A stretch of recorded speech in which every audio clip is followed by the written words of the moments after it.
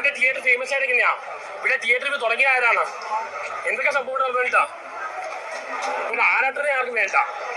ആരാട്ടൻ ഭ്രാന്തന്റെ review എടുക്കണ്ട. പ്രിയമുള്ളവരെ, സംഭവം വേറൊന്നുമല്ല. നമ്മുടെ സന്തോഷ് വർക്കി എന്ന ആറാട്ടണ്ണനെ ഇടപ്പള്ളിയിലെ തിയേറ്ററിൽ നിന്ന് ഇറക്കി വിട്ടു.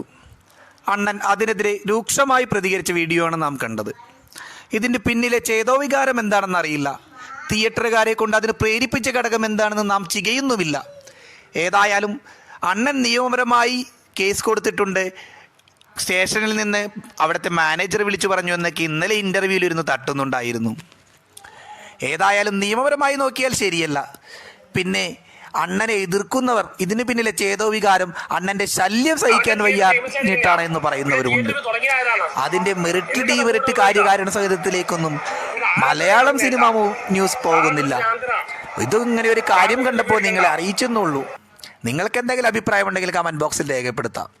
ഏതായാലും അണ്ണൻ റിവ്യൂ പറഞ്ഞുകൊണ്ടേയിരിക്കും. നമ്മൾ എത്ര അപരാധമായാലും നല്ലതായാലും മലയാളികൾ എത്ര ചീത്ത വിളിച്ചാലും നാം മലയാളികൾ അത് വീണ്ടും വീണ്ടും കണ്ടുകൊണ്ടേയിരിക്കുമെന്ന് പറഞ്ഞുകൊണ്ട് ഇത്തവണത്തെ ഈ ചെറിയ വീഡിയോ അവസാനിപ്പിക്കുന്നു. സബ്സ്ക്രിപ്ഷൻ ബട്ടൺ അമർത്തിയാൽ വളരെയധികം സന്തോഷം. ഓക്കേ.